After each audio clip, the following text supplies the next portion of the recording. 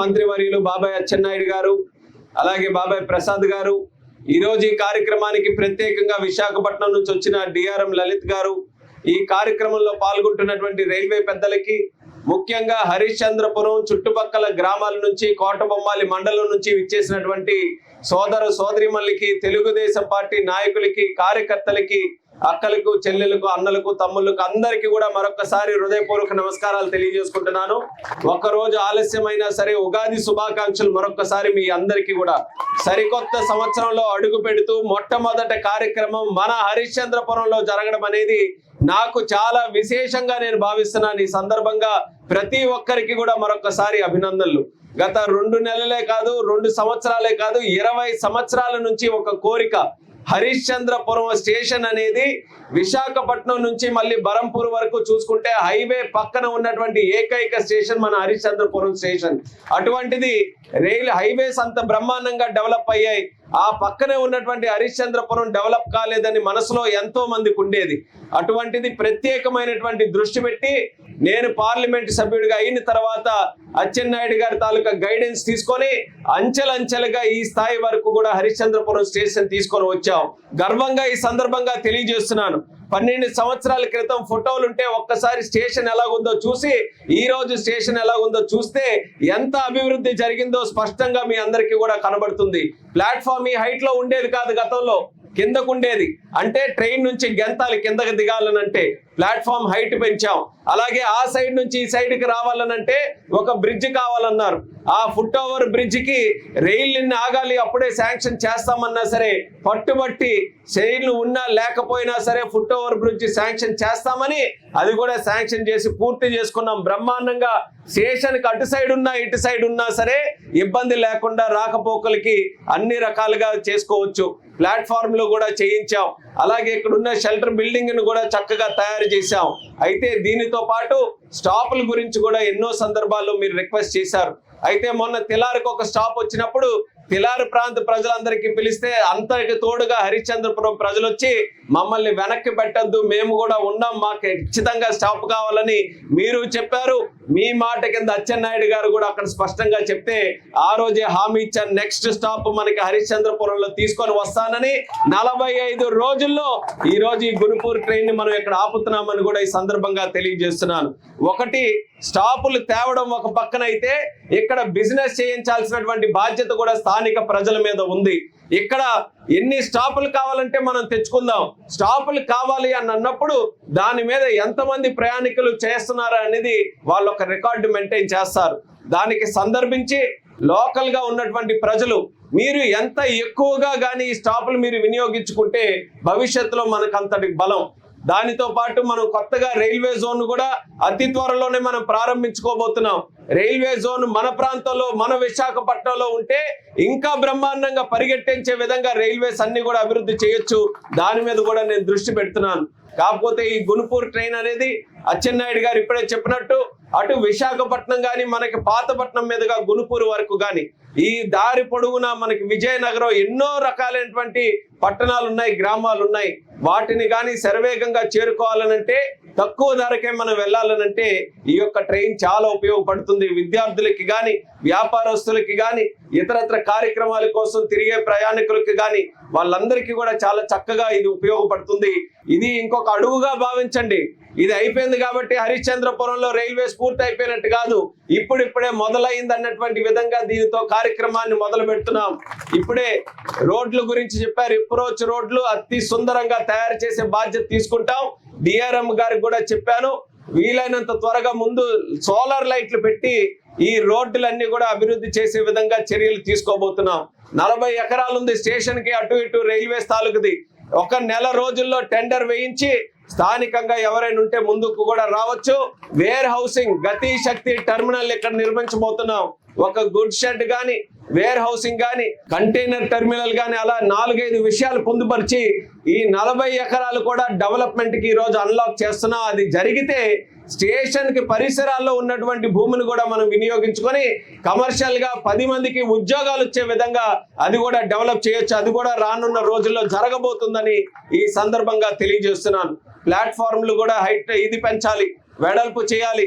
దాని గురించి కూడా ఈ రోజు ఇన్స్ట్రక్షన్స్ ఇచ్చాం. ఖచ్చితంగా ఇవన్నీ కూడా చేసి తీరుతామని ఘంటాబద్ధంగా మీ అందరికీ కూడా హామీ ఇస్తున్నాను.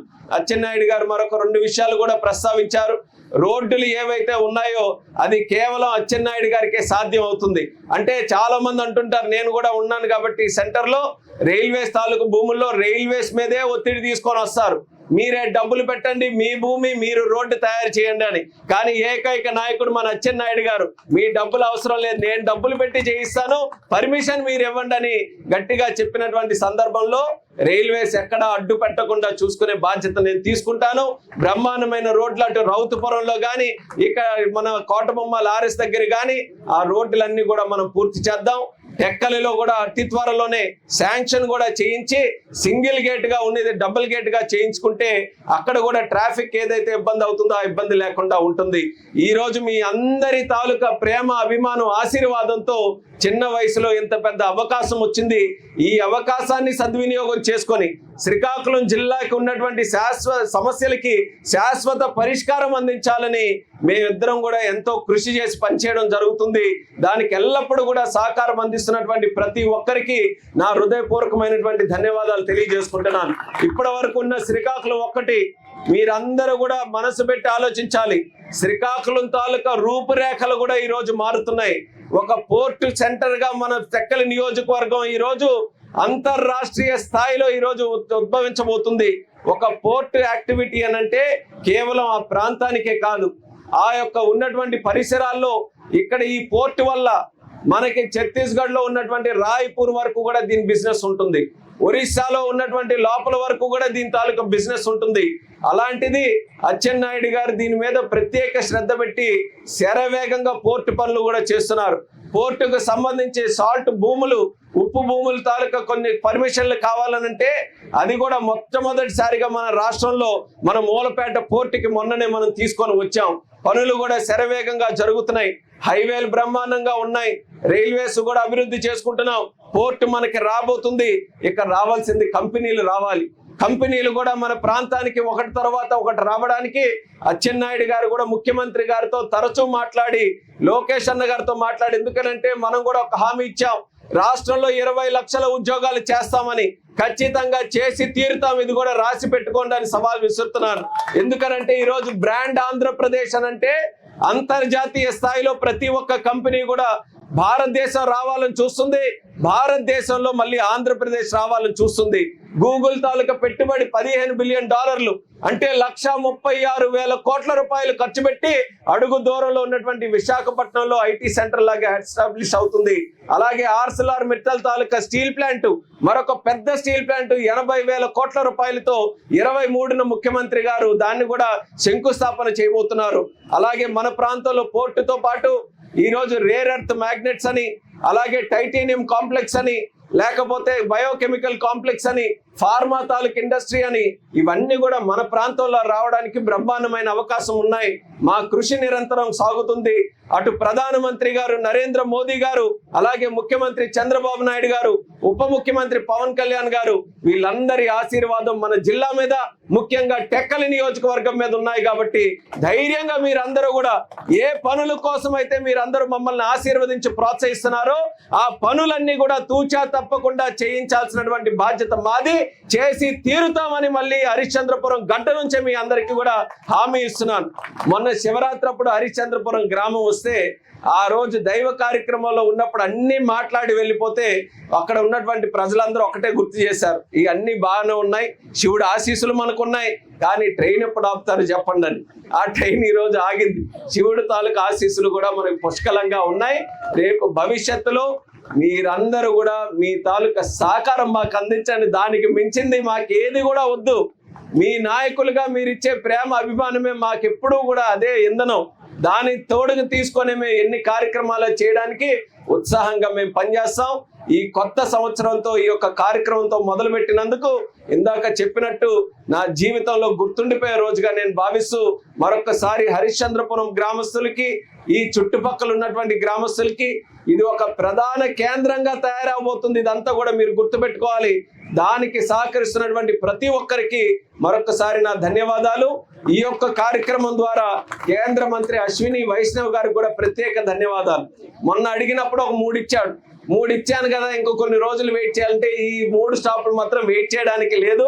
ఎట్టి పరిస్థితులు ఇవ్వాలంటే 45 రోజుల లోపలే మరొక 3 స్టాపులు మనకు వచ్చాయి. ఇక్కడ హరిశ్చంద్రపురం, మందస అలాగే పాతపట్నం మనం తీసుకొని వచ్చాం. భవిష్యత్తులో ఇంకా చెప్పినటువంటి స్టాప్స్ అక్కడ ప్రశాంతి ఎక్స్ప్రెస్ కానీ మన హరిశ్చంద్రపురంలో ఇంకా విజయవాడ వెళ్ళడానికి, హైదరాబాద్ కూడా వెళ్ళడానికి ఈ స్టాప్స్ మీద కూడా భవిష్యత్తులో దృష్టి పెట్టి అది కూడా ఆపుదాం.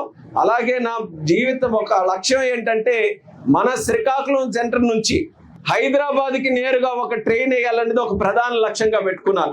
అలాగే తిరుపతికి కూడా మనం చూస్తే అటు భువనేశ్వర్ నుంచి వచ్చిందైనా ఎక్కాలి, లేకపోతే విశాఖపట్నం మనం వెళ్ళి ఎక్కాలి. అది కూడా మన శ్రీకాకుళం జిల్లా నుంచే తిరుపతికి కూడా ఒక ట్రైన్ ఉండాలని ఈ 2 కూడా కేంద్ర మంత్రి గారికి చెప్పాను. ఆయన కూడా చాలా పాజిటివ్ గా ఉన్నాడు. సర్వేలు అన్ని కూడా చేస్తున్నారు. వీలైనంత త్వరగా ఆ 2 ట్రైన్లు కూడా మన జిల్లా నుంచే ప్రారంభమయ్యే విధంగా చర్యలు తీసుకుంటానని ఈ సందర్భంగా తెలియజేసుకుంటూ మరొకసారి అందరికీ కూడా నా శుభాకాంక్షలు తెలియజేస్తూ సెలవు తీసుకుంటున్నాను. జై హింద్, జై భారత్, జై శ్రీకాకుళం.